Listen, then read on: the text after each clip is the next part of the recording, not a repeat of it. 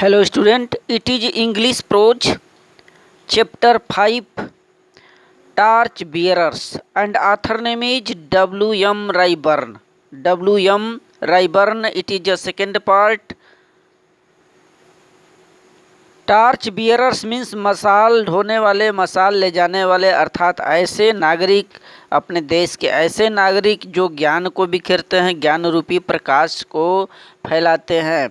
तो यह जो चैप्टर है टॉर्च बियरर्स W.M. रायबर्न के द्वारा लिखा गया, जिसमें उन्होंने एक ऐसे व्यापारी का जिक्र किया है जिसके दो लड़के थे, और वह जो व्यापारी था जब ढेर सारे अपने जीवन में धन कमा लिया तो अंततोगत्वा यह सोचा कि दोनों लड़कों में से किस लड़के को अपना पूरा धन देगा। इसके लिए उसने दोनों का टेस्ट किया। टेस्ट में जो लड़का चतुर निकलेगा उसको पूरा धन देगा।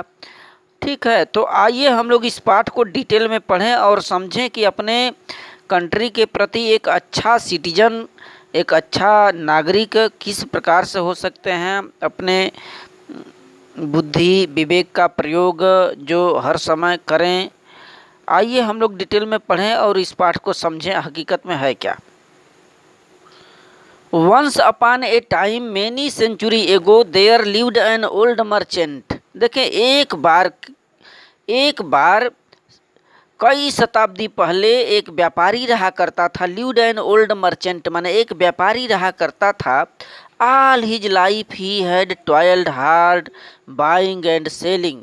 अपने पूरे जीवन में वो कठिन परिश्रम, टॉयल्ड हार्ड, कठिन परिश्रम किया। और काम क्या करता था? खरीदारी और बिक्री का। बाइंग एंड सेलिंग यानी सामानों को खरीदता फिर बेचता। With the result that he had made a lot of money. इसका परिणाम ये हुआ कि ढेर सारा वह पैसे कमा लिया। वह जो व्यापारी था अपने जीवन भर कठोर परिश्रम करता रहा, खरीदारी करता, बिक्री करता, सामानों को खरीदता बेचता, और परिणाम ये हुआ कि उसके पास ढेर सारे पैसे हो गए। As the years went by, जैसे जैसे समय बीतता गया, he led by more and more riches, और अधिक धनवान बनता चला गया। But the day came when he felt that he had not long to remain in this world.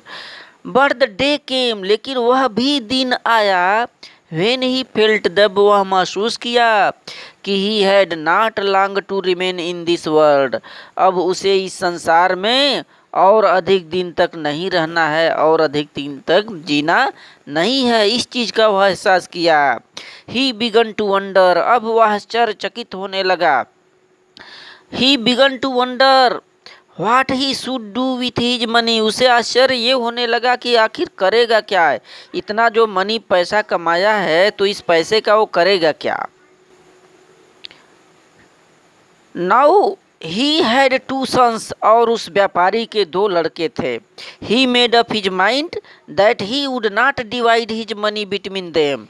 वह इस बात पर अपना दिमाग लगाया कि वह इन दोनों के बीच में इस धन को बांटेगा नहीं। Not divide his money between them, इन दोनों लड़कों में बांटेगा नहीं। But that he would give it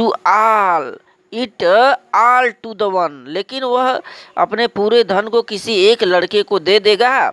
who proved himself to be the cleverer of the two, जो यह प्रूव्ड माने सिद्ध कर देगा दोनों में से जो सबसे ज़्यादा चालाक निकलेगा, चतुर निकलेगा, उस लड़के को अपना पूरा संपत्ति, पूरा धन दौलत प्रदान कर देगा, दे देगा। तो स्टूडेंट, वह व्यापारी जब ढेर सारे धन कमा लिया अपने जीवन में खरीदारी बिक्री करने के बाद और धनवान बन गया, तो वह भी दिन आया जब उसको एहसास होने लगा कि संसार में अधिक दिन तक नहीं जी सकता। तो उसने क्या किया, उसके दो लड़के थे और सोचा कि मैं दोनों को अपना धन नहीं बांटूंगा बल्कि उस एक लड़के को दूंगा जो यह सिद्ध कर दे कि कौन ज़्यादा बुद्धिमान है, कौन ज़्यादा क्लेवरर है, चतुर है। ठीक है, तो the problem to be solved, इस समस्या को सॉल्व किया जाना था। Problem to be solved was that of finding out which of the two sons was the cleverer. अब उसके सामने प्रॉब्लम तो ये थी कि आखिर दोनों पुत्रों में सबसे ज़्यादा क्लेवरर कौन है, कैसे पता चले, कैसे फाइंड हो, कैसे पता चले। He decided to solve this problem by giving them a test. क्या किया, इस प्रॉब्लम को, इस समस्या को डिसाइड करने के लिए, निर्णय करने के लिए उसने उनका देम अ टेस्ट, उनका टेस्ट करना चाहा। टेस्ट के जरिए उसने ये सोचा कि टेस्ट हम करें जिससे कि ये निर्णय हो सके या कि कौन ज़्यादा चतुर है दोनों लड़कों में, क्योंकि मुझे तो एक लड़के को पूरी संपत्ति देनी है।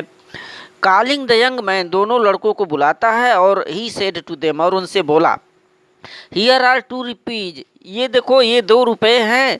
आई want to take 1 rupees each, मैं ये चाहता हूँ कि 1-1 रुपया तुम दोनों ले लो। And then go out separately, तब अलग अलग स्थान पर चले जाओ। सेपरेटली माने अलग अलग। एंड बाई समथिंग, कुछ ऐसी चीज़ खरीदो विच फिल दिस हाउस, जिससे कि ये जो मेरा घर है इस घर को भरा जा सके। टेस्ट करना चाहा, 1-1 रुपये दोनों को थमाया और बोला कि अलग अलग स्थान पर जाओ और कुछ ऐसी माने कुछ ऐसी चीज़ें खरीदो जिससे कि घर को भरा जा सके। You are not to spend more than 1 rupees, तुम लोगों को 1 रुपये से ज़्यादा नहीं खर्च करनी है। नॉट स्पेंड, ज़्यादा नहीं खर्च करना है। The two sons looked at him as if he had taken leave of his sense. दोनों लड़कों को जब दोनों लड़कों ने 1-1 रुपये जब उसके पिताजी ने बोला कि ले लो, दोनों लड़के यह देखने लगे अपने पिता की तरफ, अरे इनको हो क्या गया है। Taken leave of his sense, कहीं ये क्या बोलते हैं कि मूर्ख तो नहीं हो गए हैं। How can we possibly buy enough to anything to fill the house with only 1 rupees. आखिर ये पॉसिबली संभव है कैसे कि हम लोग कुछ ऐसी चीज़ बाई मनी खरीदें जिससे कि पर्याप्त रूप से 1 रुपये में इस घर को फिल कर दिया जाए, भरा जा सके। आखिर कौन सी हम लोग चीज़ें खरीदें। दे आस्ट देम सेल्फ, अपने आप से पूछने लगे दोनों लड़के स्वतः से। And they were reluctant to pick up the rupee, और बड़े ही अनिच्छुक थे उन रुपयों को उठाने के लिए। अनिच्छुक थे, रिलक्टेंट थे to pick up the rupees, उन पैसों को, रुपयों को उठाने के लिए। But the old man insisted on their doing as he told them, लेकिन वह जो मर्चेंट व्यापारी था अपने उस बात पर अडिग रहा, इंसिस्टेड रहा जो उसने बोला था। आप यू गो, ही सेड, बोला कि ये लो उठाओ और जरो जाओ तुम लोग। And do not take too long over the business, लेकिन इस बिजनेस में, इस कार्य में तुम लोगों को माने लंबा समय नहीं लगाना है। I expect you back in a couple of days, मैं उम्मीद करता हूँ, एक्सपेक्ट मीन्स उम्मीद करता हूँ कि तुम लोग अगले 2 दिनों के अंदर वापस आ जाओगे, कुछ ऐसी चीज़ खरीद कर लाओगे जिससे कि घर को भरा जा सके। तो स्टूडेंट यहाँ पर दोनों लड़कों का वो टेस्ट लेना चाह रहा है, वह जो मर्चेंट है, और किसी एक को पूरी संपत्ति देगा जो अधिक चतुर निकलेगा। 1-1 रुपये थमाया है, अब देखना है कि दोनों लड़के किस प्रकार से टेस्ट में खरा उतरते हैं और क्या चीज़ खरीद करके लाते हैं। So thank you.